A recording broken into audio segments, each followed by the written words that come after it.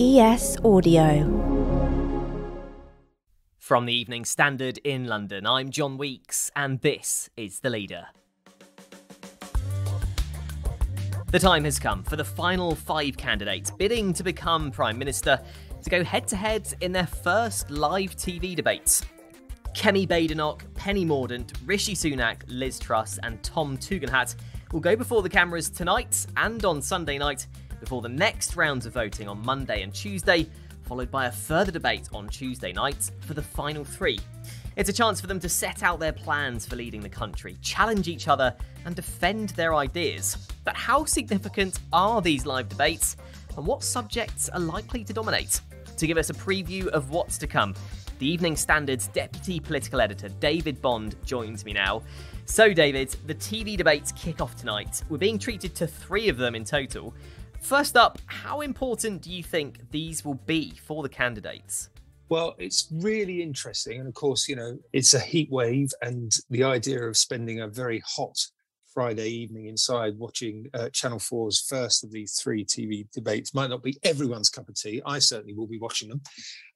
But no, they should be fascinating. And I think they will matter as well. And the reason why they will matter is because unlike the last leadership election in the Conservative Party back in the summer of 2019, Boris Johnson was so far and away the favourite that there wasn't really a sense that they would make very much difference to the outcome. I think the difference here is that you've got quite a lot of relatively unknown politicians for the wider public to look at for the first time. So people like Kemi Badenoch, Tom Tugendhat, Mordaunt, really, they're not household names. So this will be a real chance for the Conservative MPs who ultimately will make this first part of the decision to see how they fare in the glare of the spotlight and to see how they might play out with the public. There will always be, after these leadership televised debates, there's always a lot of polling about how people play out with the public.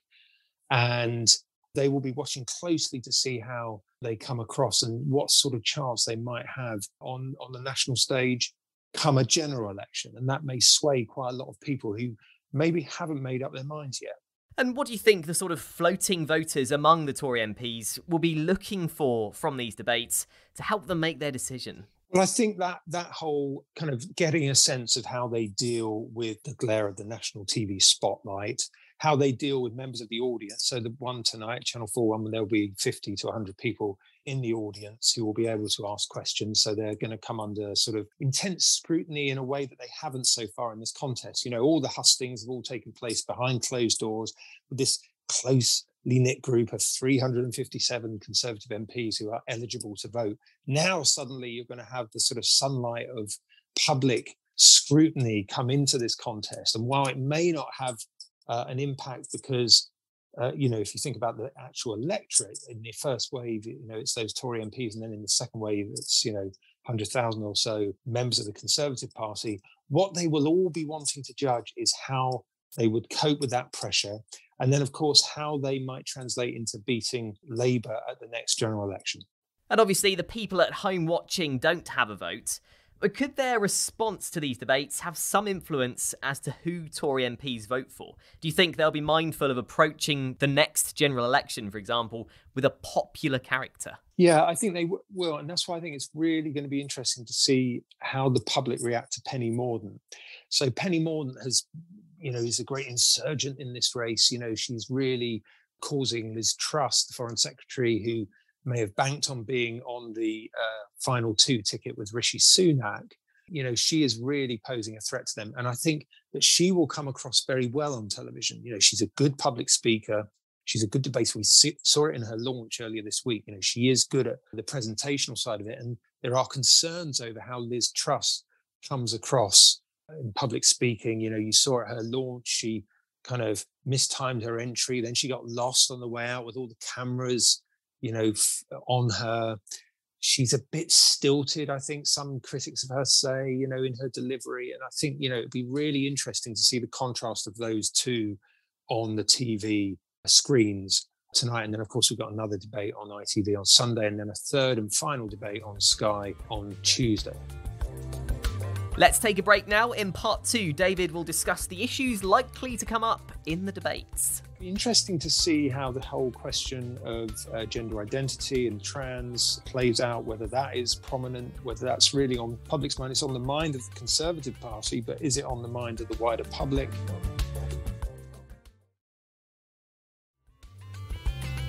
So, David, we've already heard interviews and campaign launch speeches.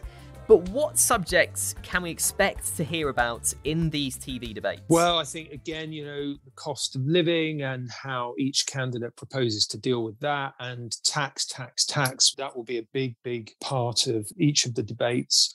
I think, it'll be interesting to see how the whole question of gender identity and trans plays out, whether that is prominent, whether that's really on public's mind. It's on the mind of the Conservative Party, but is it on the mind of the wider public? Obviously, Brexit is the dog that hasn't really barked in this debate so far, but it is clearly there, and it's part of the sort of push towards Liz Truss. A lot of the right of the party, even though she voted for Remain and is a convert to the Brexit cause, a lot of the Brexiteers on the right of the party want to coalesce, want to see the right of the party coalescing behind her, because they see her as the sort of tough, plain-speaking person who will deliver the Brexit that they want and make sure that the job is finished, and sort of is almost a continuity candidate for Boris Johnson. So I think Brexit will probably come up. But there's so much that, really we haven't heard much talk of so far in the debate, because it has all been so focused on tax and, the sort of plans of each of the candidates to cut taxes, with Rishi Sunak very much saying that, I do want to cut taxes, but we have to get inflation under control. We have to be conscious of the need to repair the public finances. Almost all the other candidates saying, no, I'll cut taxes now because, we need to get the economy growing, and we need to, deal with the cost of living crisis because the tax burden is so high. So I think that will definitely dominate. But there's lots of things we haven't heard about, net zero. What are the candidates' commitments on climate and the environment? That hasn't really featured at all so far. So I think that might come up. But yeah, I think dominated by the economy for sure. And another thing we haven't really heard about yet is the situation facing the NHS and specifically ambulance services. That hasn't really been mentioned yet. Do you think it will crop up? Absolutely, John. I think that's another really good example of how people haven't been talking about the health service. In fact, you had before he dropped out of the race, Sajid Javid, the former health secretary, sort of arguing against the rise in national insurance, which is used to pay to clear the backlog in the NHS. So, you've got all of these promises and lots of people saying, well, hang on, how are you going to cut taxes, but also deal with the sort of the commitments that have been made to try and fix the NHS? And as you say, extreme weather, major concerns over ambulance waiting times, the problems are there, but it hasn't, again, there's been all this heated debate about gender identity and whether Penny Mordaunt has gone back on her sort of previously so-called woke views. But, there hasn't been any real debate about some of the things which are really impacting on people's lives. And we are now down to just 5 candidates. You have mentioned Penny Mordaunt and Liz Truss, but who do you think will perform best in the debates? What sort of experience do the candidates have that will bode them well? Well, it's really interesting. I mean, Rishi Sunak obviously is the front runner. He's the one who has come out on top in both the votes we've had so far. He is obviously used to the national spotlight. He was, the sort of second most important member of Boris Johnson's cabinet until he resigned last week. He's been through the heat of the public scrutiny over COVID, plenty of press conferences, plenty of exposure to the national limelight. I think the risk for him is that because he's got it all to lose, that he is then too cautious. I was speaking to David Cameron's former comms chief in Number 10, Sir Craig Oliver, yesterday, and he was saying that, he's definitely got it in him, Rishi Sunak, to sort of give that expansive vision of his values and what he stands for and his vision for the country. But at the moment, he might just be inclined to sort of play it safe and to not really go into that sort of more ambitious, expansive mode and sort of take the straitjacket off.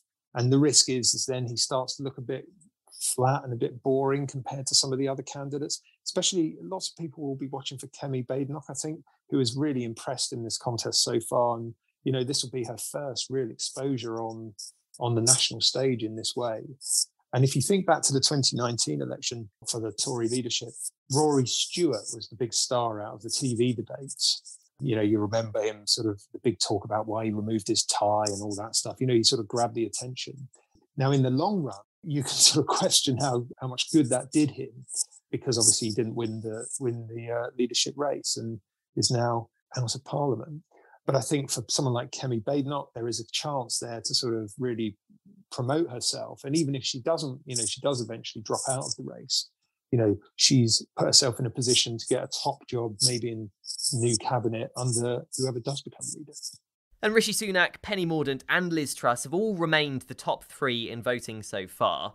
Can you see this changing as a result of these TV debates? Well, go back to what we said right at the start. I think unlike previous debates where they were also a bit going through the motions, I think these ones do count because there's so many unknowns. And I think certainly for Liz Truss, it's all to lose. So real pressure on her not to make any major mistakes or to sort of come across badly, to give any MPs who may have already had doubts about her ability to deal with the pressure, to sort of undermine that confidence in her. So she's kind of got it all to lose. And in a way for Penny Mordaunt, she's free of that. She's got a platform to really promote herself. And because she's just quite good I can imagine that she's going to be quite good in front of the cameras, that, she will be able to sort of maybe edge even further ahead. But the big question for Liz Truss is, can she get the right to unite behind her? So Suella Braverman went out on Thursday night. She pledged her support for Liz Truss. So that's 27 extra votes, or majority of them potentially going to Liz Truss. That will sort of help her probably edge ahead of Penny Mordaunt. And then the question is, what happens to Badenoch's votes when she eventually gets eliminated? So I think the most likely outcome is probably that you still end up with Liz Truss and Rishi Sunak in the final two. But who knows? If Liz Truss doesn't perform as well and those doubts again creep in about her from Tory MPs, then you might see Penny Mordaunt on the final ticket. There's more news, interviews and analysis in the Evening Standard newspaper and online at standard.co.uk. That's The Leader. Thanks for listening. We're back on Monday at 4 p.m.